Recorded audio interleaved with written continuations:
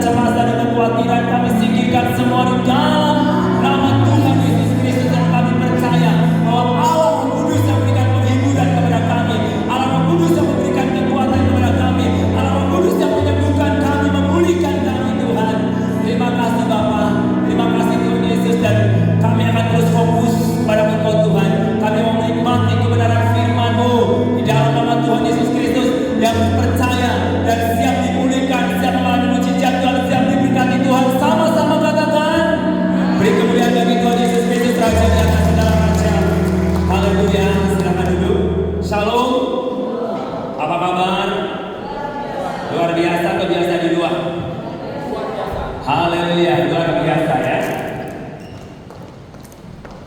Saya percaya ketika kita mengenal Tuhan Yesus dengan benar, pasti kita selalu luar biasa. Meskipun keadaan kita secara realita mungkin tidak luar biasa menurut pandangan dunia atau ukuran dunia, tetapi kalau kita percaya pada Yesus Kristus dan mengenal Dia dengan benar, pasti kita selalu luar biasa. Amin.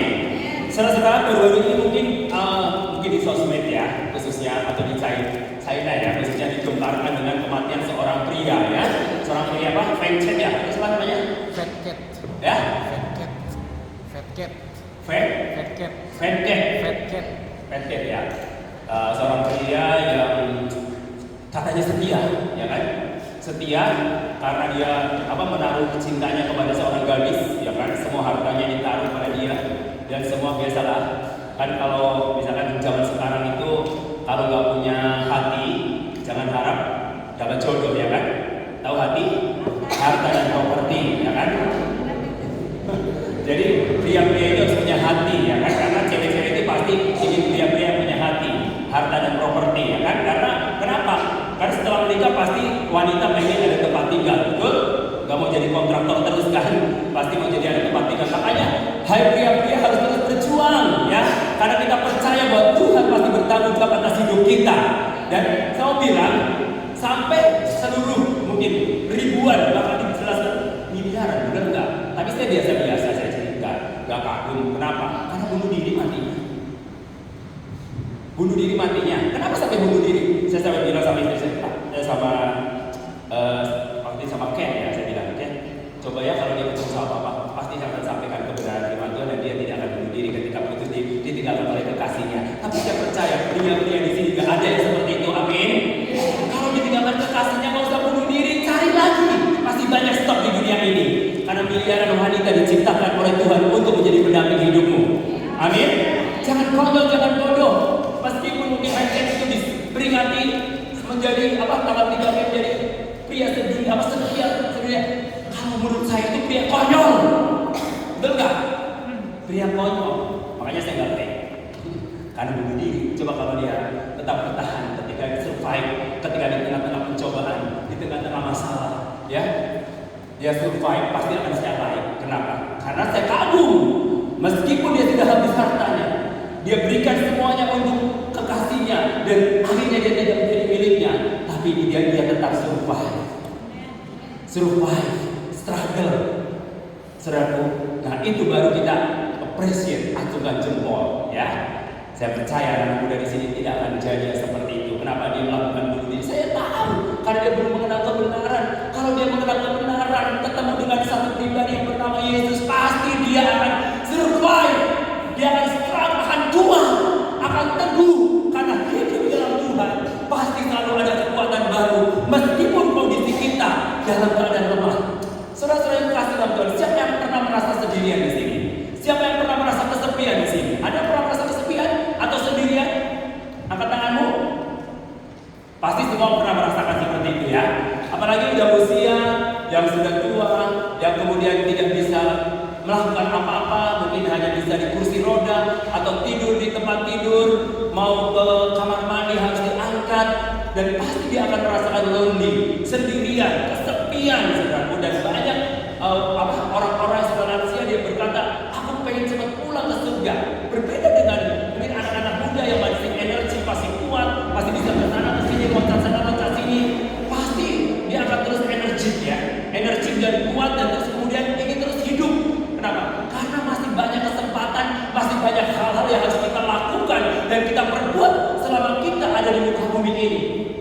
Dan saudara-saudara kasih dalam Tuhan Yesus Kristus.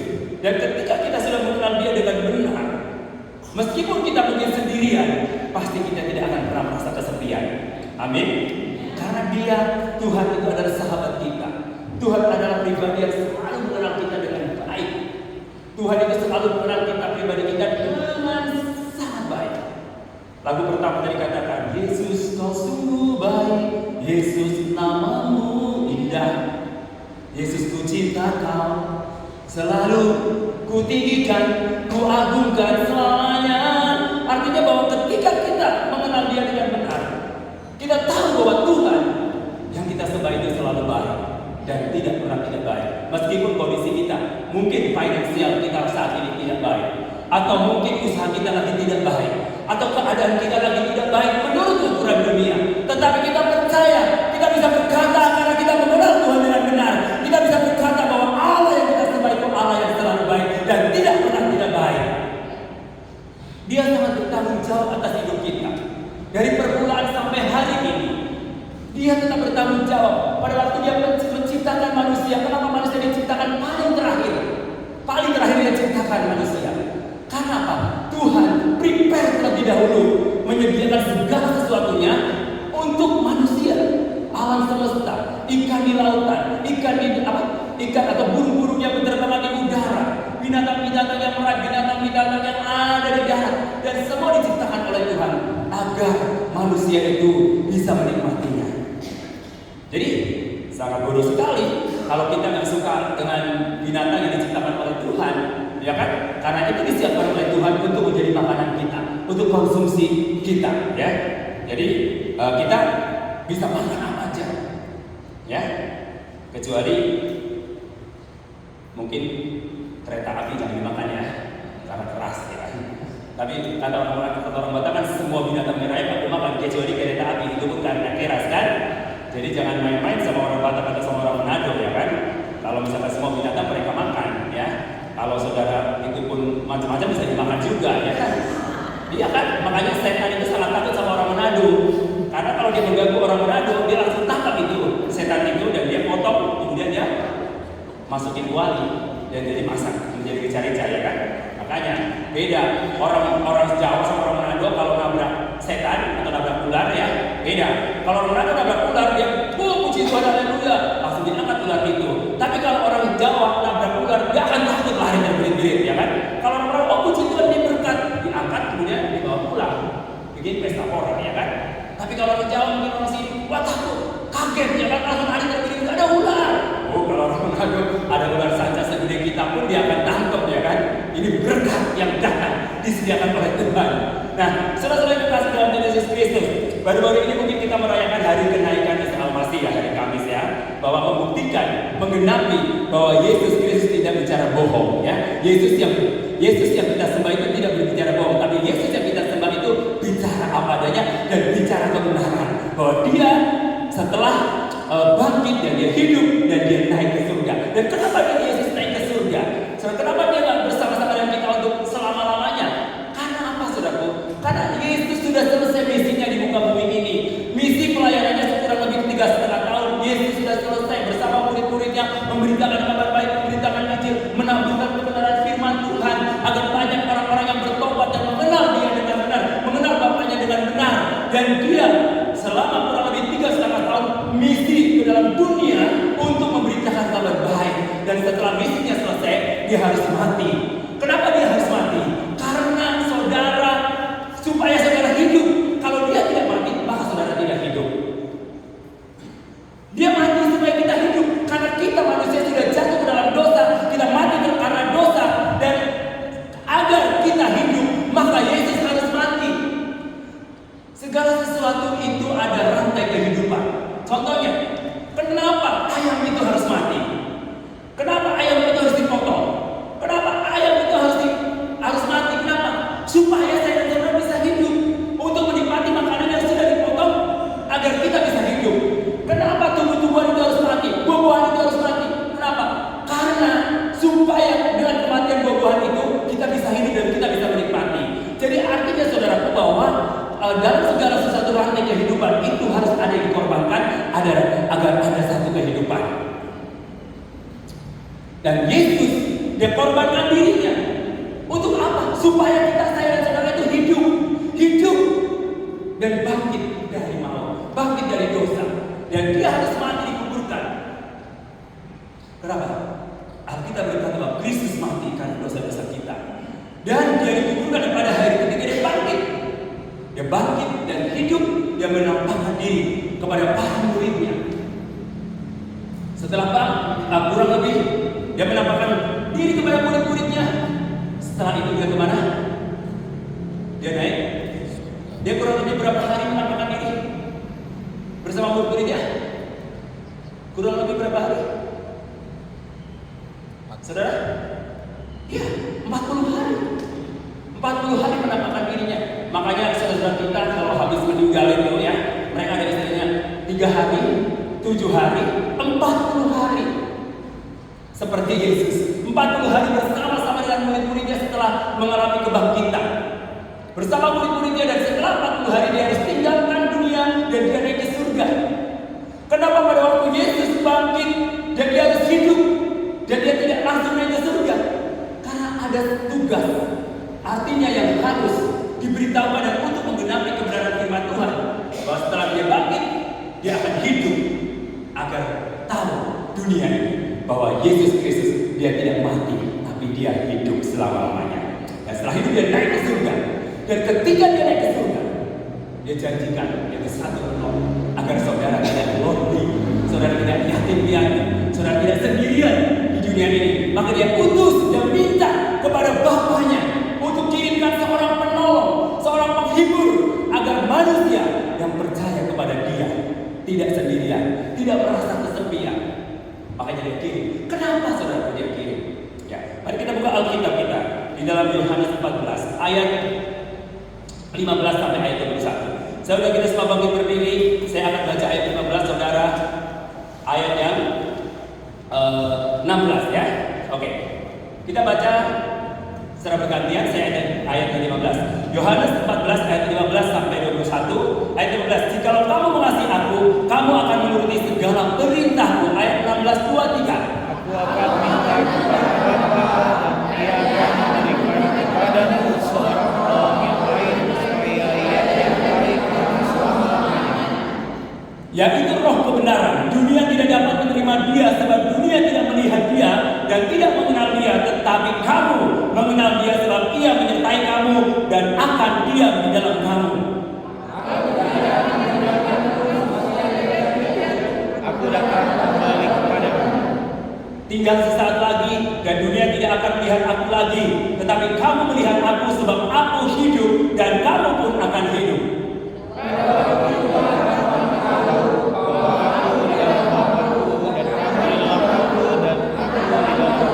Ya, ayat 21 sama-sama 2, 3. Barang siapa memegang perintahku dan melakukannya, dialah yang mengasihi aku, dan barang siapa mengasihi aku, ia akan dikasihi oleh Bapakku, dan aku pun akan mengasihi dia dan akan menyatakan diriku kepadanya. Haleluya. Berbahagialah orang yang membaca dan merenungkan firman Tuhan siang dan malam. Silakan duduk. Terlebih berbahagia lagi orang yang mau melakukan firman Tuhan, melakukan kebenaran itu siang malam. Dan ia seperti pohon yang ditanam di tepi aliran air yang selalu menghasilkan buah pada musimnya. Jadi yang menjadi persoalan kita bukan berapa lama kita menjadi orang Kristen, tetapi apa yang telah kita lakukan selama kita menjadi orang Kristen. Jadi saudaraku, lama tidaknya menjadi orang Kristen itu tidak menjadi jaminan bahwa kita melakukan kebenaran firman Tuhan. Yang menjadi jaminan adalah apa yang saudara lakukan selama saudara menjadi orang Kristen. Meskipun kita dari kecil menjadi orang Kristen, percuma juga kalau kita tidak melakukan firman Allah. Meskipun kita mungkin baru bertobat, mengenal Tuhan dengan benar, mungkin baru usia 50 tahun saudara mengenal Tuhan, tetapi saudara melakukan firman Tuhan sungguh-sungguh. Upahnya sama enggak? Sama yang dulu sudah percaya Yesus dengan yang sekarang. Itulah kehebatannya Tuhan. Makanya pada waktu perumpamaan seorang pekerja yang bekerja sehari, yang bekerja udah lebih lama, lebih ini, kenapa kok beda? Ya, kenapa kok sama? Kenapa?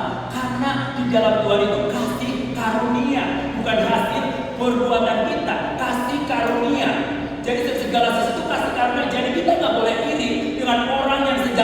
sudah percaya kepada Yesus dengan orang yang baru bertobat setelah usia 50 tahun atau setelah usia 60 tahun. Saudara yang terkasih, jadi persoalannya bukan berapa lama kita menjadi orang Kristen, tetapi apa yang kita lakukan selama kita menjadi anak Tuhan. Karena banyak anak Tuhan mengerti firman, tapi dia tidak melakukan firman Tuhan. Dan Alkitab berkata, di dalam Yohanes 14 tadi kata ayat 15, jikalau kamu mengasihi aku, kamu akan menuruti segala perintahku. Jadi tanda orang yang mengasihi Tuhan tidak muluk-muluk. Orang yang mengasihi Tuhan, tandanya adalah melakukan perintah Tuhan, melakukan apa yang Tuhan suruh. Maka dari itu bagaimana caranya kita mengerti bahwa Tuhan itu suruh? Ukurannya adalah kebenaran firman Tuhan. Kenapa ketika Yesus naik ke surga, pesan Tuhan apa? Sebelum Yesus naik ke surga, dia sudah berbicara kepada kita. Dia katakan bahwa akulah jalan, kebenaran dan hidup. Tidak ada seorang pun yang datang kepada Bapa kalau tidak melalui aku. Dan harus perintah ini harus disampaikan kepada seluruh umat manusia. Dan setelah Yesus naik ke surga, pesan Tuhan kepada semua umat manusia, perintah Tuhan yang paling penting adalah amanat agung. Katakan kiri kanan, amanat agung. Apa itu amanat agung? Amanat agung adalah satu perintah dari sang raja yang agung, yaitu perintahkanlah kebenaran firman Tuhan, perintahkanlah Injil kepada seluruh makhluk hidup, kepada semua bangsa. Jadikanlah semua bangsa murid Tuhan Yesus. Ajar mereka, baptis mereka dalam nama Bapa, Anak, dan Roh Kudus. Itu perintah agung yang diperintahkan oleh Tuhan kepada kita sebelum Dia naik ke surga. Jadi saudaraku, kalau saudara mengasihi Dia, berarti kuncinya adalah saudara harus mengikuti perintahnya. Dan salah satu perintah yang sangat tegas, yang harus dan wajib dilakukan oleh semua orang, semua umat Tuhan adalah amanat agung, saudara. Udah jangan ribut-ribut gereja ini. Masih banyak ladang yang sudah menguning dan siap dituai. Dan siapa yang menuainya? Kalau bukan saya dan saudara. Sekarang banyak gereja di kota Sukabumi, tapi saya lihat jarang banget itu jiwa-jiwa baru yang ada. Yang ada dari sini pindah ke sana, nanti di sana pecah, pindah ke sini lagi, dan muter, ya kan? Saudara, muter. Kenapa saudara terjadi seperti itu? Karena orang pada umumnya ingin comfort zone. Zonanya apa? Ya kan? Kalau memberitakan Injil kepada orang-orang yang belum mengenal Tuhan kan takut, ya kan? Saudara, jadikanlah semua bangsa murid, bukan menjadikan dia menjadi orang Kristen, bukan murid Kristus. Karena Yesus tidak pernah mengajarkan tentang agama. Yesus hanya mengajarkan tentang kasih. Kasih. Jadi Kristus datang bukan hanya untuk orang tertentu, dan keselamatan Dia datang untuk semua suku bangsa, untuk semua orang. Makanya Alkitab katakan, jadikanlah semua bangsa muridku. Itu berarti tanpa terkecuali. Yang berbentuk manusia itulah yang berhak untuk menerima kabar baik. Dan kabar baik itu harus diberitakan kepada mereka, bukan menjadikan mereka menjadi orang Kristen, bukan saudara, tapi menjadikan mereka murid Kristus. Arti murid Kristus akan mengikuti perintah Tuhan. Karena apa?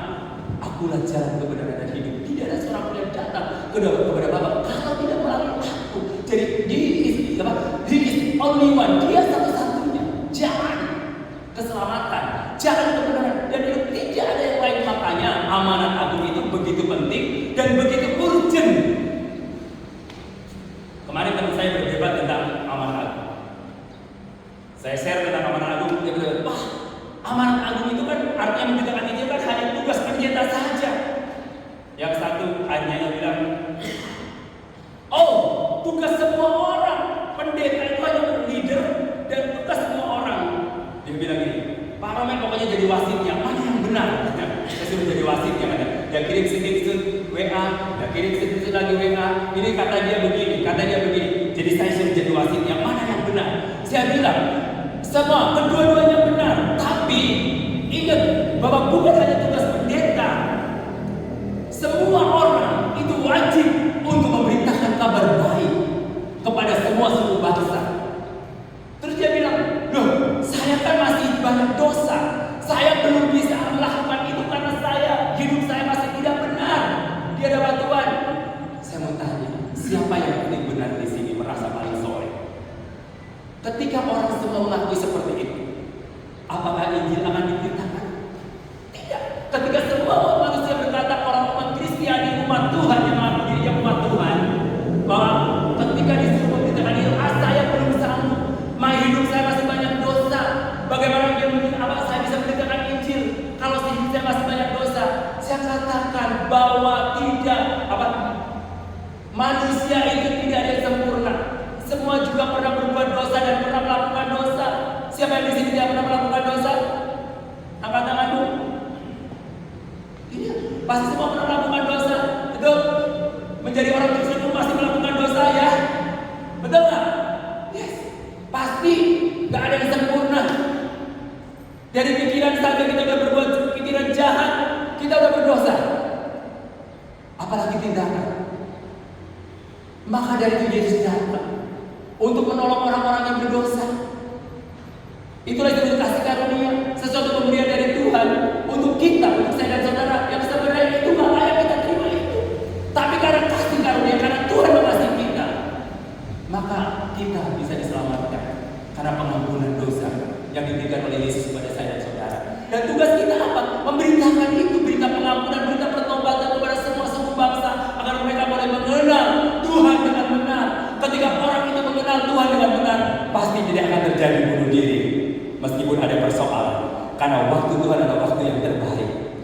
Yes. Ya kan? Waktu Tuhan adalah waktu terbaik. Kematian pun waktunya Tuhan, bukan waktu kita. Jadi kita tidak usah memaksa untuk bunuh diri supaya kita mati. Karena banyak persoalan, terlilit hutan, banyak masalah.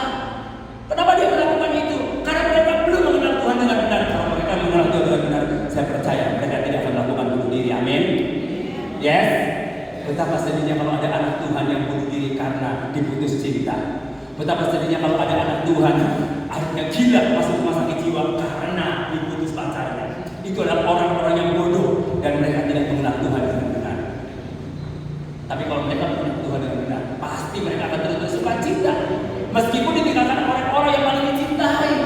Jangan bodoh Tuhan, jangan bodoh saudara. Karena Tuhan pada waktu naik ke surga, Dia katakan, aku tidak akan menjadikan kamu yatim piatu. Tahu yatim piatu? Berarti aku tidak akan menjadikan kamu sendirian. Yatim piatu berarti sudah tidak punya siapa-siapa, sudah tidak punya orang tua, tidak punya orang yang melindungi kita selama di dunia ini. Tapi Yesus berkata bahwa aku bertanggung jawab. Aku tidak membiarkan kamu sendirian. Aku tidak membiarkan kamu yatim piatu, lonely atau merasa kesepian. You are not alone. Saya tidak sendirian. Karena Yesus menyertai kita. Dikatakan bahwa aku akan bersama-sama kamu untuk selama-lamanya. Maka Yesus minta kepada Bapa untuk mengutus Roh Kudus. Untuk apa saudara? Ingat, tugas memberitakan amanat agung itu sangat berat. Karena kita seperti domba yang diutus ke tengah serigala. Ya, domba yang diutus ke tengah. Nah, ketika domba itu diutus ke tengah serigala, serigala buas atau jinak? Ya, buas atau jinak? Buas. Bahaya atau tidak? Tapi lebih bahaya mana? Serigala berbulu domba atau serigala berbulu serigala? Hah? Lebih bahaya mana? Ya.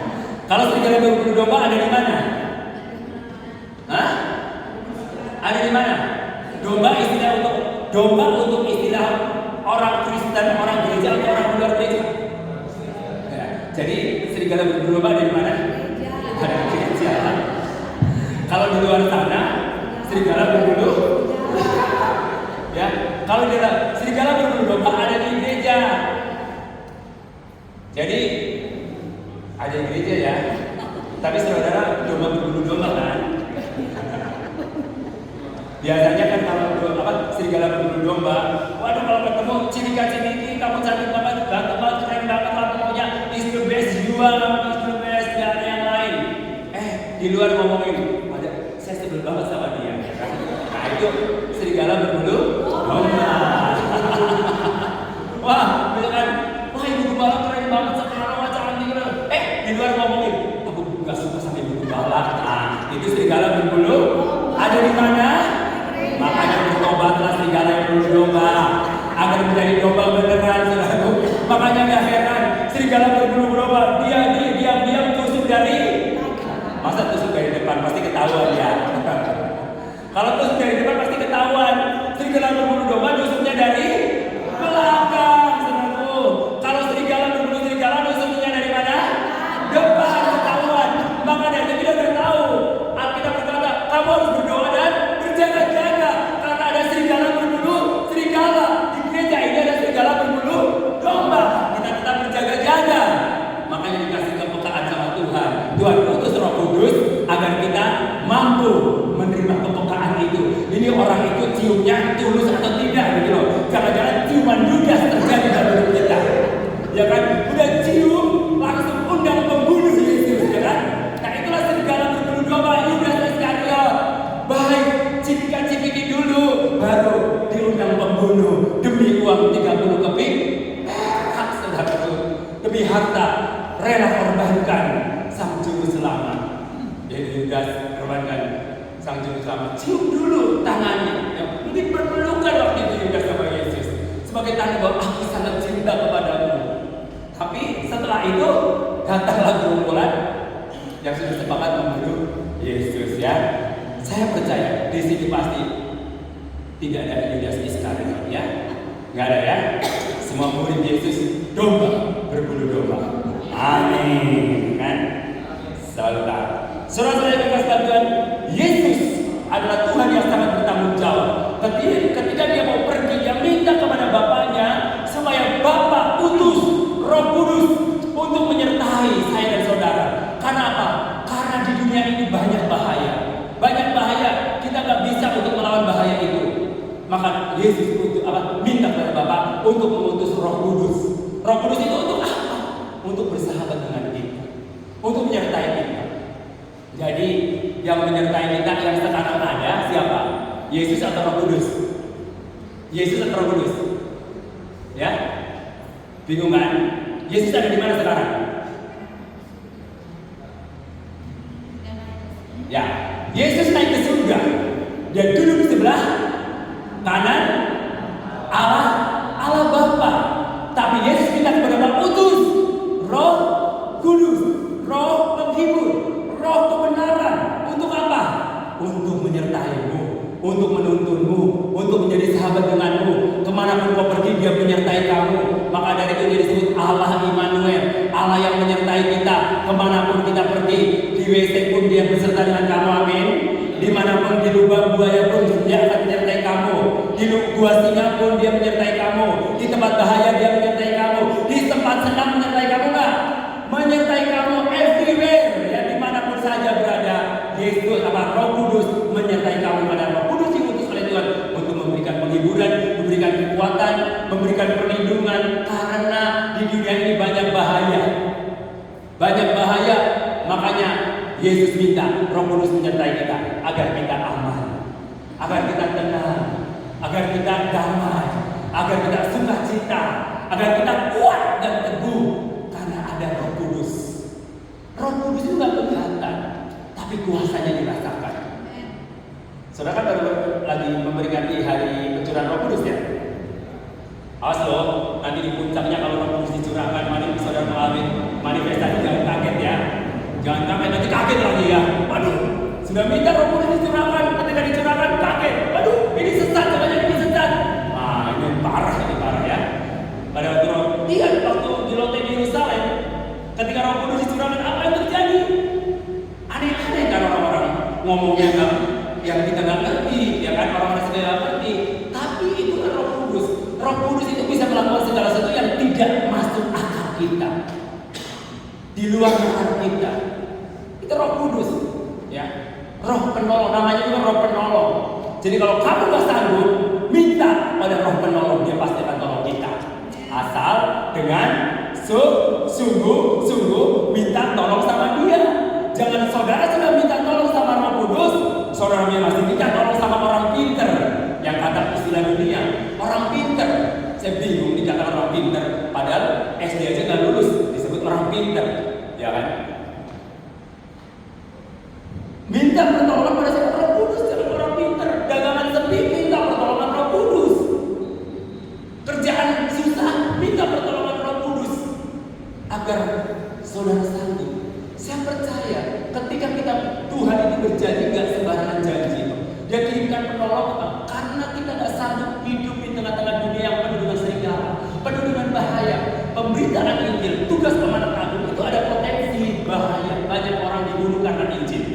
Banyak orang ditempeleng karena Injil. Saya pernah waktu di Manado saya ditempeleng, maka saya hampir dibunuh karena saya memberitakan kabar baik.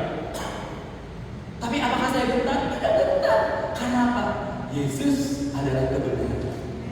Roh Kudus adalah roh kebenaran yang harus diberitakan oleh semua orang agar orang itu hidup dalam kemerdekaan, tidak hidup dalam ketakutan, tidak hidup dalam kecemasan, tidak hidup dalam kekhawatiran. Karena kekhawatiran, kecemasan, ketakutan itu bukan berasal dari Roh Kudus, tapi berasal dari roh-roh hilang zaman ini, dari kuasa-kuasa kegelapan, roh-roh di udara yang menjadi musuh kita. Makanya musuh terbesar kita selain diri kita sendiri adalah penguasa-penguasa di udara. Maka dari itu saudara, kenapa? Yesus atau Roh Kudus bertanggung jawab juga yang perlengkapi kita dengan senjata untuk melawan kuasa kegelapan, pedang roh firman Allah, doa nafas rohani, terus tingkat kenyataan kebenaran, berbaju jirakan, ya keadilan, terus perisai iman, dan semua perlengkapan itu dipersiapkan oleh Tuhan untuk menghadapi musuh-musuh kita, untuk melawan musuh-musuh kita. Musuh kita itu siapa? Musuh kita itu bukan orang yang berbeda agama dengan kita. Musuh kita adalah penguasa-penguasa di udara, kuasa-kuasa kegelapan yang hanya bisa dihancurkan dengan kuasa doa dan kebenaran firman Tuhan. Gak bisa dengan kekuatan kita sendiri. Maka dari itu saudara, gak usah heran ketika ada orang yang kerasukan setan, kerasukan kuasa kegelapan, bisa gak usah takut. Karena roh kita, roh yang ada pada diri kita jauh lebih besar daripada roh yang ada di dunia ini. Kita lawan, kita taklukkan, dan kita bebaskan dan lepaskan. Karena kita punya power of Holy Spirit, kuasa Roh Kudus. Tuhan berjanji Dia akan berikan penolong pada kita, Roh Kudus, untuk menyertai kita, untuk membebaskan orang yang terbelenggu, untuk memulihkan hati yang terluka, ya kan, untuk menyembuhkan yang sakit. Nah, itu semua diperlengkapi oleh Tuhan untuk kita, untuk melayani, untuk melayani, untuk melayani, untuk melayani jiwa-jiwa yang terhilang. Nah, saudara-saudara yang sekalian, saya kemarin baru dengar kesaksian Agnes Monica. Dia bilang ini. Dia bilang, saya itu bukan orang yang sempurna. Dia bukan orang yang sempurna, bukan orang yang artinya di mata Tuhan itu soleh. Saya juga orang yang masih berbuat dosa. Tapi Tuhan yang dia sembah, yang kita sembah, justru Dia sangat mengasihi saya, meskipun saya tidak perfect atau tidak sempurna. Karena Yesus datang itu untuk orang yang berdosa. Kalau orang yang tidak merasa berdosa, berarti tidak perlu Yesus. Karena kita berdosa, maka perlu Yesus. Ya, perlu Yesus karena kita berdosa. Maka dari itu, meskipun kita rajin beribadah, jangan merasa diri kita yang paling rohani dari antara. Kerohanian kita hanya bisa dinilai oleh Tuhan sendiri dan diri kita. Mungkin pun meskipun penampilan kita lihat penampilan dia kok kayak preman ya, belum tentu saudara. Ada orang yang wajahnya kayak Rembo, tapi hatinya Rinto. Atau wajahnya preman tapi hatinya Hello Kitty.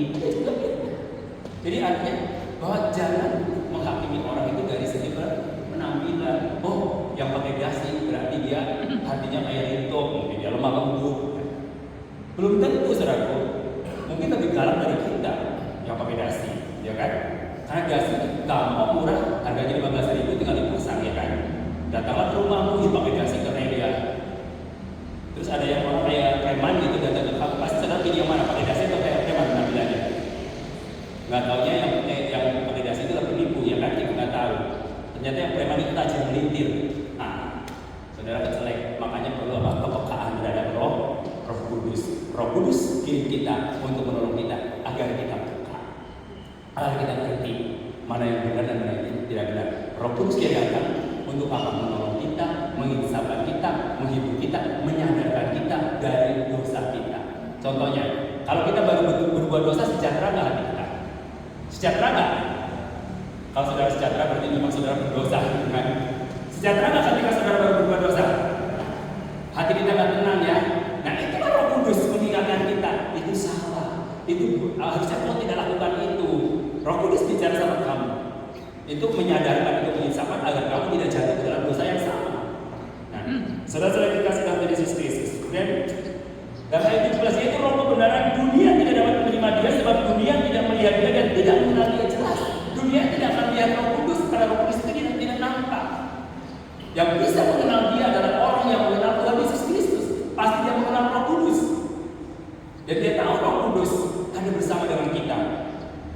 Tetapi kamu mengenal Dia sebab Ia menyertai kamu dan akan diam di dalam kamu. Jadi ketika kita mengenal Yesus, kita mengenal Roh Kudus, dan Roh Kudus itu akan diam di dalam diri orang percaya. Kalau kita nggak kenal Roh Kudus, maka Roh Kudus itu nggak akan diam bersama dengan kita. Karena Roh Kudus bukan pribadi yang suka memaksa orang lain. Roh Kudus itu mempersilahkan atau Dia akan masuk ke dalam diri kita, menyertai kita ketika kita bergantung sama Dia. Ketika kita mengenal Dia, baru Dia mau dengan kita. Jadi ini sesuatu yang memang harus ada ikatan. Jadi nggak bisa. Artinya orang yang percaya Yesus jangan harap dia punya Roh Kudus. Dan orang yang percaya Yesus dan menerima Yesus sebagai Tuhan dan Juru Selamat pribadi, pasti dia punya Roh Kudus. Ya. Dan sebab Ia menyertai kamu dan akan diam di dalam kamu, menyertai kamu dan akan diam di dalam kamu. Makanya Alkitab berkata, tidak tahukah kamu bahwa kamu itu ada bait Allah, di mana Roh Allah diam di dalam hidup kamu. Ini kan saudara. Makanya kita nggak boleh menghina orang yang di kita. Meskipun dia hitam, jelek, kritik, nggak boleh. Oh jelek, berarti kita sudah menghina itu jelek ya. Maksudnya, karena apa? Roh Allah diam di dalam diri orang itu. Roh Allah diam di dalam diri orang itu karena orang itu sangat spesial di mata Tuhan. Ketika orang yang dipilih oleh Tuhan berarti orang-orang spesial, orang-orang yang istimewa. Katakan gini karena kamu istimewa, kamu itu udah dipilih Tuhan. Jadi Roh Allah itu diam di dalam diri kamu. Jadi kita percaya siapapun kita, nggak melihat kita. Tuhan tidak pernah melihat penampilan atau performa kita, tapi Tuhan lihat hati kita. Jangan kita pernah tertipu dengan penampilan. Jangan pernah kita tertipu dengan penampilan orang lain, karena penampilan itu bisa dibuat. Tapi Tuhan yang tahu hati kita, dan saudara yang tahu hati diri sendiri. Mungkin saudara bisa menipu saya, atau saya bisa menipu saudara dengan penampilan saya. Tapi Yesus atau Tuhan kita tidak bisa pernah tertipu oleh saudara. Jadi jangan main-main dengan Tuhan, menipu Tuhan. Dia adalah balas. Aku tidak akan meninggalkan kamu sebagai yatim piatu. Aku datang kembali kepada kamu. Inilah kehebatan Tuhan kita yang kita sembah. Setelah Dia pergi ke surga dan naik ke surga, Dia kirim Roh Kudus sebagai bukti bahwa Allah sangat bertanggung jawab atas hidup kita dan tidak membiarkan kita sendirian. Dan Dia naik ke surga, duduk di sebelah kanan Allah Bapa. Dan Dia berkata bahwa aku akan datang kembali. Yesus akan datang kembali. Siap atau tidak siap, Tuhan pasti datang. Kapan Dia datang? Kita tidak tahu Bapak. Yang harus kita lakukan, berjaga-jaga, berdoa dan berjaga-jaga. Kapan waktunya Tuhan datang? Kita harus siap, tetap siap. Ready or not, Dia tetap datang. Ya, nggak nunggu kamu siap, Dia baru datang. Tidak, saudara. Kapan saja Dia datang. Bahkan Alkitab berkata bahwa kedatangan Yesus Kristus itu seperti pencuri. Seperti pencuri. Kalau pencuri mau datang ke rumahmu, ketok pintu dulu nggak? Kalau ketok pintu dulu namanya? Ya kan? Saya baru nonton film judulnya Knock, ketok gitu. Ada dua cewek ya, dua gadis cantik, dia datang ke salah satu, kebetulan seorang arsitek, dia lagi ditinggalkan sama istri dan anaknya lagi pergi gitu kan. Wah, tadi dia nggak kenal, dia gadis itu bilang kesasar, mau ke rumah temennya, kenapa nyasarnya ke tempat ini. Terus akhirnya si arsitek ini kasihan akhirnya disuruh masuk. Disuruh masuk, semuanya jadi dia melakukan hal-hal yang jahat. Akhirnya arsitek ini jatuh ke dalam dosa, ya kan? Padahal karena dua gadis ini yang memaksa dia untuk melakukan dosa. Akhirnya apa saudara? Ketika dia menolong orang yang gak kenal masuk ke dalam rumah, menjadi petaka buat arsitek ini. Akhirnya arsitek itu menjadi bulan-bulanan dua gadis ini, dan disiksa dan lain sebagainya. Saya katakan saudara, kenapa dia lakukan itu? Karena nggak kenal, ya kan?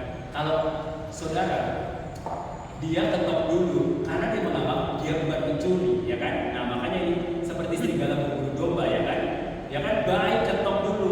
Kalau pencuri ketok dulu nggak? Nggak, pasti dia akan masuk tanpa mengetok.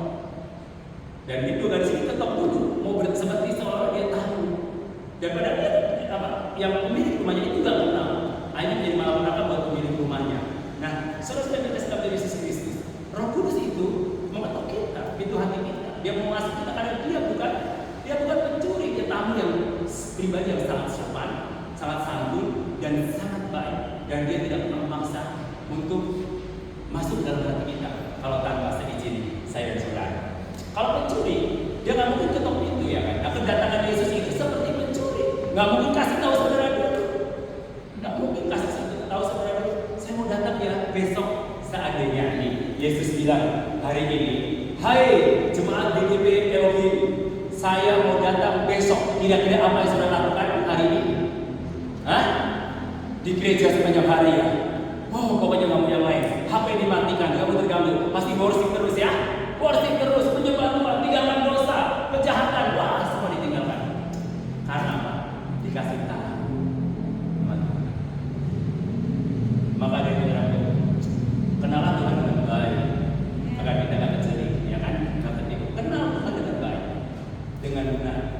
Ayat yang ke-20, ayat 19, tinggal sesaat lagi dan dunia tidak akan melihat aku lagi, tetapi kamu melihat aku sebab aku hidup dan kamu pun akan hidup. Pada waktu itulah kamu akan tahu bahwa aku di dalam Bapa-Ku dan kamu dalam aku dan aku di dalam kamu. Barang siapa memegang perintahku dan melakukannya, dialah yang mengasihi aku, dan barang siapa mengasihi aku, ia akan dikasihi oleh Bapa-Ku, dan aku pun akan mengasihi dia dan akan menyatakan diriku kepadanya. Jadi artinya ada satu ikatan yang luar biasa antara kita dengan Tuhan, antara kita dengan Bapa, antara Yesus dengan Bapa, antara Yesus dengan Roh Kudus. Jadi satu kesatuan yang tidak bisa dipisahkan, nggak bisa dipisah-pisahkan. Oh, berarti ini Allah sendiri, Yesus sendiri, Roh Kudus sendiri, ya, semuanya satu pribadi.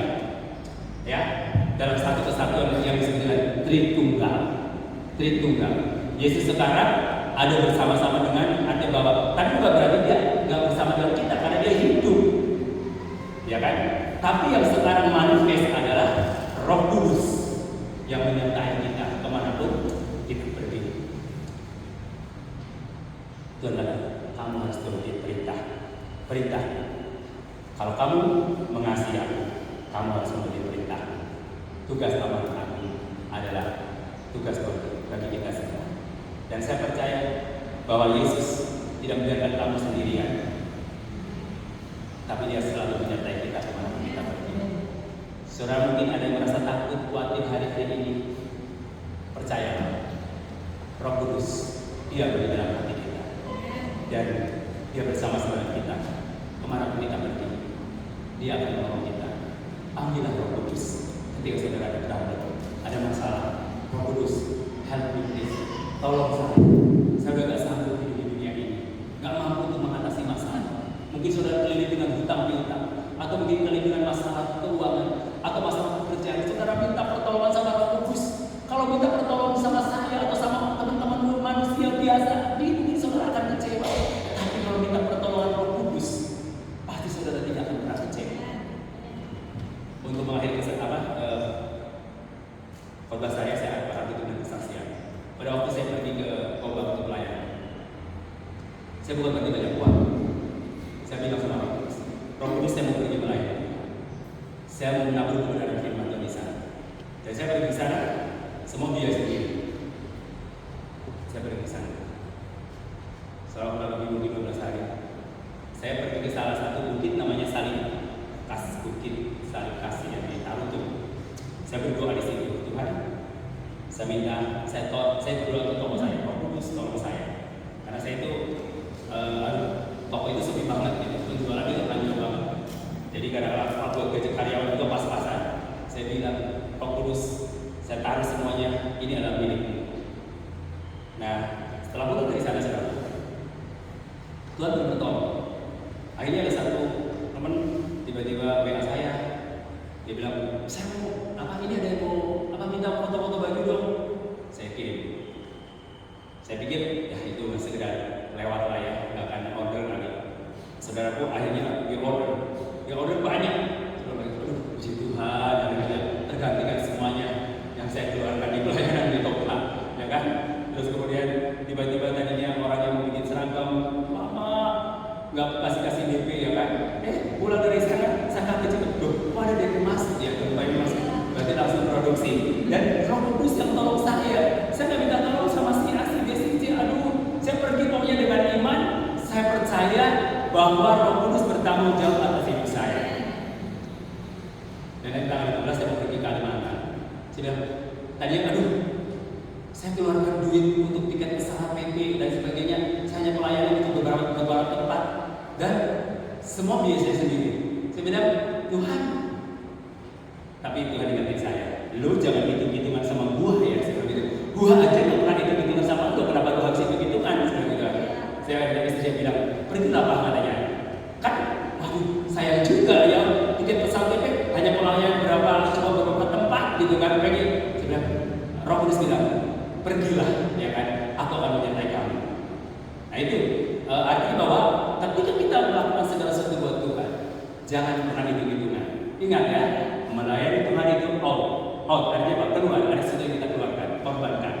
Tapi kalau bisnis ini ada penghasilan, keuntungan. Makanya kalau melayani Tuhan jangan pernah kita ingin mendapatkan keuntungan. Gak ada. Melayani. Business is business, betul nggak? Sosial is sosial. Ya, ingat, sosial is sosial. Misalkan saudara mau belanja ke temanmu, jangan berharap temanmu akan memberi kamu karena itu bukan dinas sosial. Harus saudara mengeluarkan uang, mungkin diberikan diskon, ya kan? Jangan ingin gratis, ya kan? Karena itu untuk pekerjaan dia, mungkin diskon. Tapi saudara, kalau bisnis ya itu harus ada hasil. Kalau pelayanan atau sosial, give. Tapi kalau bisnis ini ada sesuatu yang kita dapat, betul nggak? Amin. Haleluya. Roh Kudus menyertai kamu dan kamu tidak sendirian karena Dia adalah sahabatmu. Haleluya. Tuhan Yesus memberkati.